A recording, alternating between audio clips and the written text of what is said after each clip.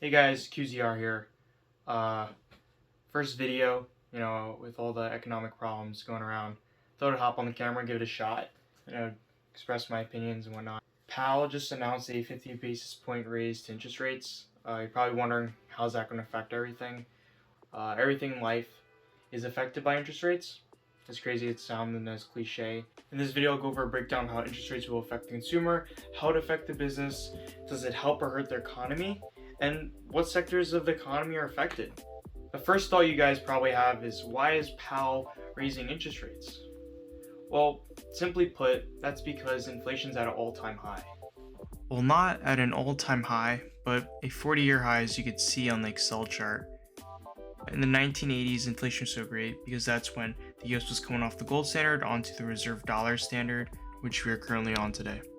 This period in the textbook is known as the Great Inflation Period because once we got off the gold standard, America turned up the printing presses to satisfy their needs. The gold standard is a monetary system where a country's currency in paper can be 100% represented in gold. Keep in mind, the gold standard is not a fractional system like our bank's monetary system is today. One of the main ways of fighting inflation is by slowing down the velocity of money using monetary policy, interest rates. The first thing you're probably wondering is, how is interest rates going to affect you, the consumer?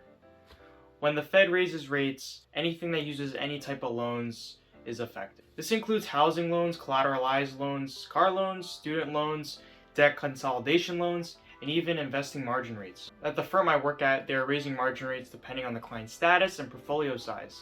So not all firms are raising their margin rates by a fixed amount. It depends on a lot of factors.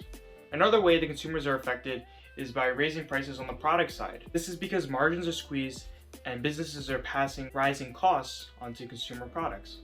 Interest rates also affect businesses. Some businesses thrive in high interest rates, but most don't do well. Some businesses that do well in high interest rates include banks, insurance, brokerage firms, some REITs, and money managers. Basically, anything finance benefits. However, one of the biggest industries in a long while is going to be hit: tech. The way the tech industry works is that they need a product to sell.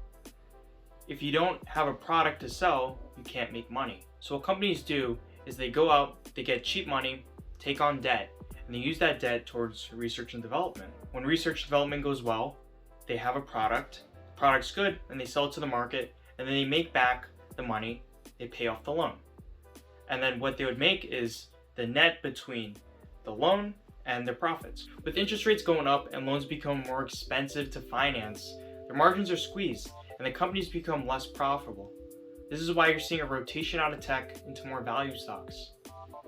Value stocks are shares of a company that appear to trade at a lower price relatively to its fundamentals, such as dividends, earnings, sales, make it more appealing to value investors.